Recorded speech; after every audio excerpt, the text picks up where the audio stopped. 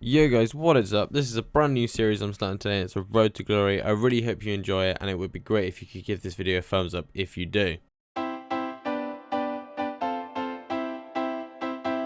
So basically I'm starting this Road to Glory as I've done quite a few videos on my channel based on FIFA 15 career mode. Some of which have been glitches, and I've had a load of comments asking if they work for smaller teams and things like that. For this Road to Glory, we will be using the one and only Peterborough for no other reason than I think they have the nicest kit in Football League 1, and I wanted to start this series in England. So I'm basically just setting it all up now, named the stadium P Fisher Gaming Arena, and got our manager in that fresh grey suit, which has absolutely no purpose, as you hardly ever see them.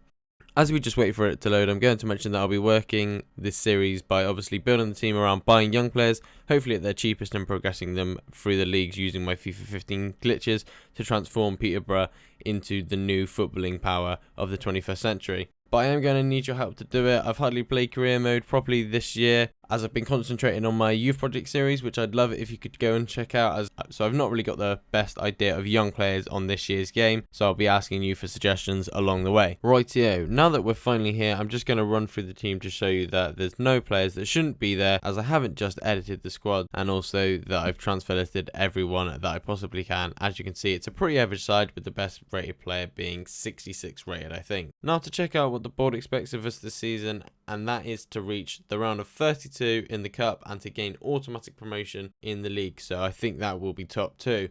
The first player we approach is Hector Bellerin, a well-known player from previous career mode. He's a right back with a lot of pace and potential. We are doing something which I always do when I'm using a smaller club, and that's approaching to loan the player but have a fee for them at the end of the year, and I think 2.2 million should be enough for Bellerin.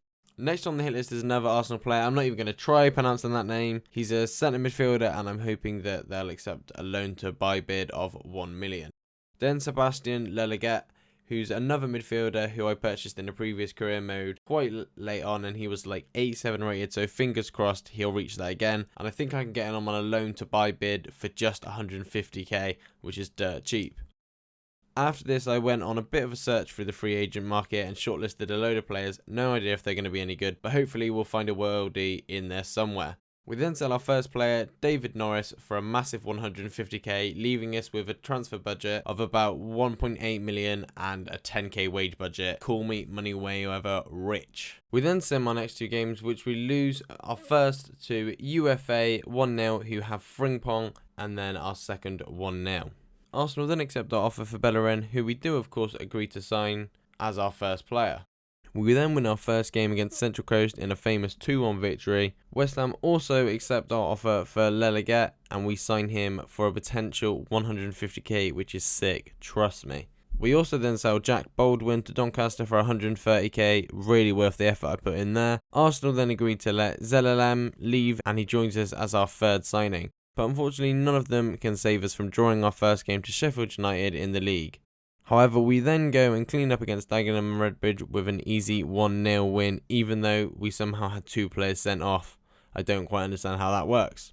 We then sign one of the free agents we scouted earlier called Pineda, another right back, and he's 64 rated, top quality. Jack Payne is then sold for a club record of 275k. We were then subjected to a 2-2 draw against Swindon and suffered defeat to MK Dons shortly after. Just a quick point, I'm not going to be simming all the games, it's just for this video as it's the transfer window and I'm trying to make it quick. We now sign another free agent called Ralty, and he's a left midfielder, which is a position we were really weak in, so good stuff. We lose again to Oldham and then sign a free agent called Singh, who's a 57 rated striker. Walsall then beat us again, 2-1, great.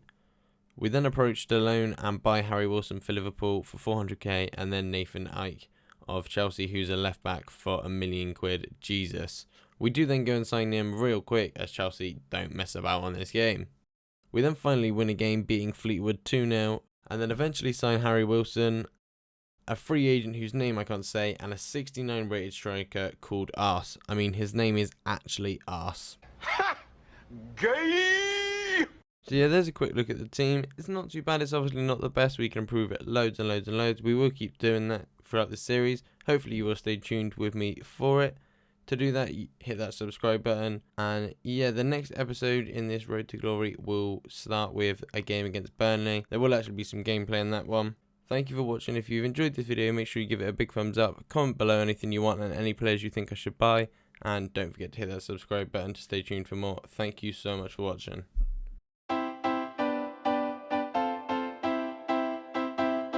On your screen now, there's two videos to do with my money glitch. One is a money glitch follow-up, and one is the money glitch itself. Go and check those out if you haven't already, and thanks again for watching.